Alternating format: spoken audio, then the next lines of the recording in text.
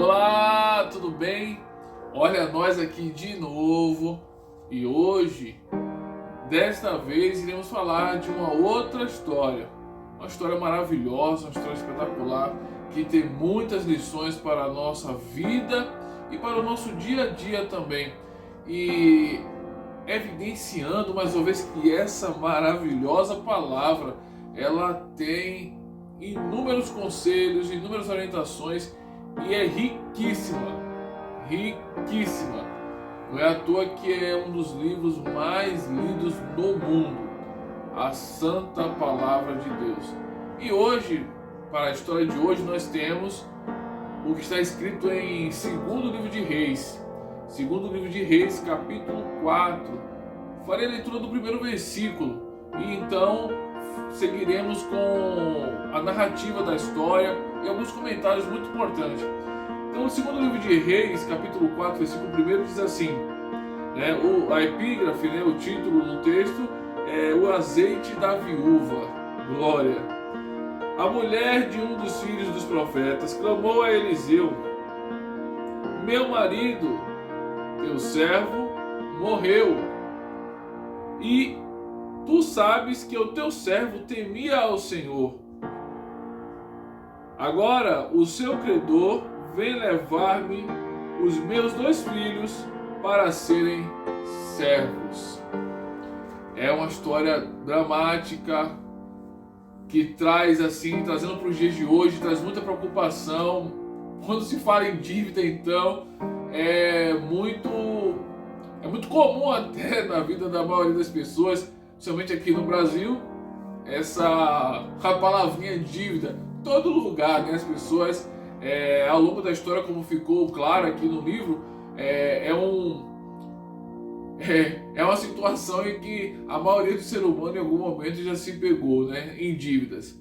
E essa mulher, ela procura o homem de Deus, mas antes de entrarmos na história e fecharmos em conclusão, eu quero comentar fatores importantes para o cenário da época. A questão financeira, as atividades econômicas da época, aquela região vivia muito da agricultura, produtos, e aquela época em si as pessoas viviam muito do que se extraía da terra, produtos naturais. E além disso, naquele cenário havia um grupo, uma escola de profetas, na qual o seu marido fazia parte, ele era discípulo do profeta a quem ela procurou, por sinal um profeta muito famoso, o profeta Eliseu. E um outro ponto importante também, por lei de Deus atribuída a Moisés, e Moisés repassou ao povo, em casos de dívida, as pessoas, depois da dívida não podendo ser paga, os credores iam até a pessoa, ou recolhia em bens, na verdade, ou aquele devedor, ou no caso como essa viúva, os seus filhos, eles iriam servir por lei durante 6 anos. E no 7º ano, que era o ano do jubileu, conhecido como ano do jubileu, no 7º ano eles seriam libertados. E aí o seu credor, o seu senhor, iria sustentá-los por um tempo até que eles pudessem sobreviver com seus próprios recursos. Então esse era o cenário, essa era a dinâmica. E o que aconteceu? Aquele homem inesperadamente morreu, seu marido morreu. E no caso de uma viúva, quando ela tem filhos, ela deposita nos seus filhos a sua renda. Os seus filhos, aptos a trabalhar ou a ajudar num campo, a fazer qualquer atividade econômica, iria ser o sustento daquela mulher, além dos bens que o seu marido teria deixado. Mas no caso dela, esse cenário é muito particular, é um cenário diferente. Então essa mulher perde o marido, só tem 2 filhos, e ela se pega em casa sem muitos recursos. pela narrativa da história, nós já percebemos que ela não tinha muitos recursos e ela se pega em casa assim, viúva, os filhos não trabalhavam, não podiam ajudá-la, e então ela resolve procurar o homem de Deus. Veja que os filhos dela, eles não tinham perspectiva de uma atividade econômica, porque do contrário, ela não iria apelar imediatamente ao homem de Deus. Possivelmente ela iria negociar com seus credores ou o credor do seu marido para entrar em um acordo e um prazo para quitar a dívida. Então ela decide procurar o homem de Deus. E aí, quando ela procura o homem de Deus, ela começa trazendo um outro ponto que já falamos no vídeo anterior sobre Daniel: a questão do caráter, do perfil, da qualidade. Ela apresenta a qualidade do seu marido ao seu senhor. Fala assim: meu senhor, o meu marido morreu e eu sou a serva, viúva, sabendo que o meu marido era um homem íntegro, um homem correto, um homem temente ao Senhor, um homem que lhe serviu com muito carinho, muito cuidado. Esta mulher está diante de ti agora porque ela está desesperada. Eu não sei o que vou fazer, eu não tenho para onde ir, eu não tenho para onde correr. Meu marido morreu e me deixou uma dívida porque o meu credor chegou na minha porta e agora ele quer levar meus filhos em troca da dívida. Como que eu vou ficar? Porque se esta mulher perde os seus filhos, a sua única esperança de renda, de sustento, de ajuda, ela ia ficar só. E a mulher naquela época viúva, se ela não arrumasse um novo casamento, ela teria grandes dificuldades financeiras. Então ela procurou o homem de Deus, o profeta Eliseu, e o profeta Eliseu perguntou para ela: o que você tem em casa? E ela disse de maneira certeira ao profeta: e tua serva não tem nada em casa, senão uma botija de azeite. Aquela mulher, ela tinha tanta certeza, porque ela já tinha se encontrado no cenário de casa. Óbvio que todo bom dono de casa ou dona de casa, ele no mínimo sabe tudo que tem dentro de sua casa. Mas aquela mulher, ela entendeu a pergunta do profeta: que objeto de importância, de valor você possui em sua casa? Ela disse: eu tenho, senão uma botija de azeite. Então o profeta disse para ela: pois bem, vai para a tua casa, reúne os teus filhos, procura os teus vizinhos, pede-lhes vasilhas emprestadas, entra em tua casa, fecha a porta sobre ti e teus filhos e comece a despejar azeite nas vasilhas emprestadas. Aqui já começa uma grande lição para as nossas vidas. Conselho, e bom conselho por sinal. Vamos substituir um pouco do conselho por projeto. Ela projeta, ela recebe um projeto e executa esse projeto posteriormente. Então, quando ela entra em casa e começa a seguir o conselho dele, pensa junto comigo: projete em silêncio. Vamos repetir: projete em silêncio. Projete em silêncio. E depois ela fez o quê? Executou o conselho em público. Então vamos trazer essa frase agora com força e para memorizar, para ficar fixo aqui em nossas memórias. Projete em silêncio e execute em público. Projete em silêncio e execute em público. De novo: projete em silêncio e execute em público. Por que isso é importante? Porque você gasta energia se você projeta em público e tenta executar depois. Você já tem uma maior dificuldade. Eu tenho em mim, eu tenho uma crença, e acredito que deve ser a de muitos que estão aí me escutando agora: o que é do homem, o bicho não come. O que é teu está guardado. E o que Deus ele preparou para mim e para a sua vida, não há quem possa impedir. Porém, existe parece que há um acréscimo de dificuldade quando nós divulgamos os nossos projetos em público. Por isso é importante fazer o que essa mulher fez. Se não fosse importante, o profeta Eliseu não teria dito para ela: projete em silêncio e execute em público. E foi o que ela fez.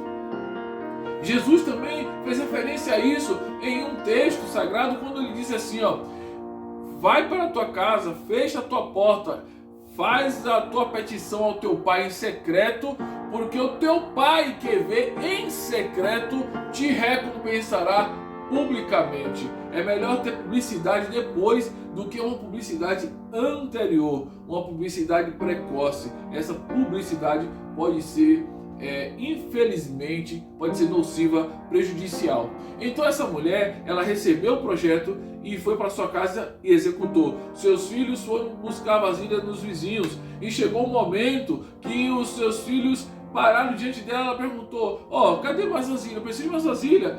O azeite ainda derramava, o azeite ainda tinha o azeite na vasilha. Aí eles disseram assim: não tem como acabar as vasilhas, cessou. E ela então parou, o azeite parou. Algumas traduções dizem o azeite cessou. Então vejam que dentro de um milagre, dentro de uma operação de Deus, também há uma ação do homem. Maior parte é a ação do homem. Se não houver ação sua, minha ou de qualquer pessoa, os milagres podem não acontecer. É preciso todo milagre, todo fenômeno, todas as obras descritas de Deus na vida do homem e nas escrituras sagradas sempre teve uma grande participação do homem.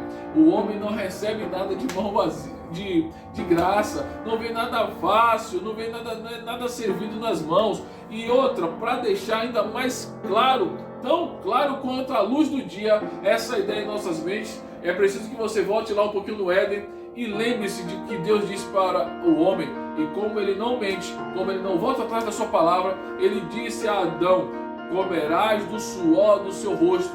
Não importa se você vai comer muito, comer pouco, comer o necessário, toda providência, todo resultado, tudo aquilo que vier às mãos do homem terá que vir com muito suor. Então, se você quer muito, vai suar muito. Se você quer pouco, vai suar pouco. Se você quer ter o necessário, vai ficar sempre na média. Mas a medida do seu esforço vai ser a medida da sua colheita. Então, isso é muito importante para nós entendermos que Deus determinou lá atrás no Éden que o homem ele vai obter do suor do seu rosto os seus resultados. Então, assim, para finalizar essa história e irmos aos desfechos, depois que essa mulher ela encheu os vasos, as vasilhas, segundo a narrativa sagrada, ela voltou ao homem de Deus e disse ao homem, sabendo o profeta, o que é que ele quer com nós, o que é que ele quer que nós façamos com esse azeite. Chega no profeta: profeta, fiz o que você pediu, tá tudo certinho, azeite lá à vontade. Perguntei para o menino se não tinha mais vasilha para colocar, ele já disse que a vasilha acabou, faltou até a vasilha, e agora? Aí o profeta falou assim: é mesmo? Já fez tudinho, já está tudo certo, o projeto já está pronto, já está tudo estruturado, já está tudo organizado. Agora que você organizou o projeto, projetou, fez tudo certinho, eu vou te dar agora o executar, a execução do projeto. Vou te dar agora. Vai lá, vende esse azeite, paga as suas dívidas, primeiro paga o que deve, depois você vai sobreviver do resto. Aquela mulher deve ter saltado de alegria, porque pensou assim: nossa, eu não vou perder meus filhos, eles vão me auxiliar na minha vida, eu vou ter o carinho, o afeto dele, a presença deles, e eles vão conseguir ainda me ajudar a arcar com as despesas, porque pensa bem, 6 anos trabalhando como escravo, quanto que aqueles garotos não poderiam arrecadar estando com ela, seria 6 anos de prejuízo. E a solução que ela encontrou, ela ganhou esses 6 anos. Às vezes a gente faz um pequeno investimento hoje, às vezes a gente gasta o pouco que tem hoje, às vezes a gente faz o mínimo esforço que nos é possível fazer, mas a gente não pensa que aquele mínimo investimento, aquele mínimo esforço, ele nos transformará em 6 anos de companhia dos filhos, como no caso dessa mulher, de um retorno de afeto, de prosperidade, porque aquela mulher ela passou a ter esperança, ver nos seus filhos o futuro, ver nos seus filhos a solução para os seus problemas e amparo para o resto dos seus dias. Então assim, não tenha medo. Se essa mulher tivesse medo de investir, se essa mulher tivesse medo de agir, se essa mulher tivesse recuado num momento importante, ela poderia ter muitos prejuízos, incalculáveis prejuízos. Às vezes a gente vê só o sacrifício de hoje, o pequeno investimento de hoje, mas falta nos enxergar o resultado desse investimento para o futuro. E essa mulher ela teve a percepção disso quando seguiu as orientações dadas pelo profeta.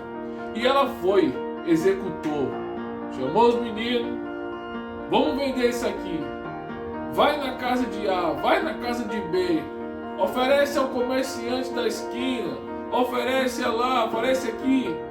Venderam tudo. Ela pagou aos seus credores, pagou aos seus vizinhos o empréstimo das vasilhas e sobreviveu do resto. E se pá, ainda ficou com azeitinho lá para fazer algumas coisas em casa. Então, veja como é interessante fazer o investimento. Veja como é interessante você seguir uma boa orientação, um bom conselho. Então, você deve fazer o quê? Projetar em silêncio e executar em público. Jefferson, você acredita em inveja, acredita em olho grosso, acredita em atraso, acredita nesses atrasos aí, essas urucubaca? Você acredita nisso? Não. Mas eu reconheço que quando nós dedicamos energia, quando nós entregamos energia a projetar em público, a trazer o projeto em público, aquela perda de energia, aquele consumo de energia que nós temos ao fazer isso, a gente acaba tendo maior dificuldade em executar esse projeto posteriormente. Então, o que Deus deu, o que Deus dará, aquilo que o Senhor tem preparado para você, ninguém toma. Aquilo que é do homem, como um velho ditado diz, aquilo que é do homem o bicho não come. Aquilo que Deus reservou para você, ninguém vai tomar, nada impedirá de chegar nas suas mãos. Mas, quer ter menos consumo? Quer ter um pouco mais de sossego? Pegue o conselho da pessoa certa, compartilha com a pessoa certa. Foi o que essa mulher fez e o melhor, segue o conselho. Como? Executando, colocando em prática. Que essa mulher, ela acreditou, ela investiu, ela apostou no conselho e deu certo. Ficou aliviada, resolveu seus problemas e com certeza glorificou o nome do Senhor com seus filhos por longos e longos anos, sem maiores preocupações. Então é essa palavra que nós temos para você e que Deus tem para o meu coração neste momento. Vamos acreditar, vamos empregar a nossa fé, vamos ser crentes nos milagres. Mas pensa comigo, milagre acontece depois de uma atitude. Pessoas ainda hoje, elas querem resolver o seu problema e por ela ter uma fé em Deus, por ela ter uma fé no nosso Senhor Jesus Cristo, por ela ser uma pessoa cristã, ela acredita que é Deus, por meio de coisas extraordinárias, vai transformar a vida dela da água para o vinho, da noite para o dia. Então veja bem, se você tem um recurso, se você tem um meio para alcançar resultados, você está esperando o quê? Deixa Deus fazer o resto. O que você não puder fazer, ou a partir do momento que você não puder fazer, Ele vai fazer. Então é assim, que nós devemos analisar as nossas vidas também. Vamos procurar o que nós temos de importância, o que nós podemos fazer. Não precisa ter alguma coisa para fazer o que essa mulher fez. Basta tão somente que eu e você entenda o que podemos fazer para mudar a realidade da nossa história.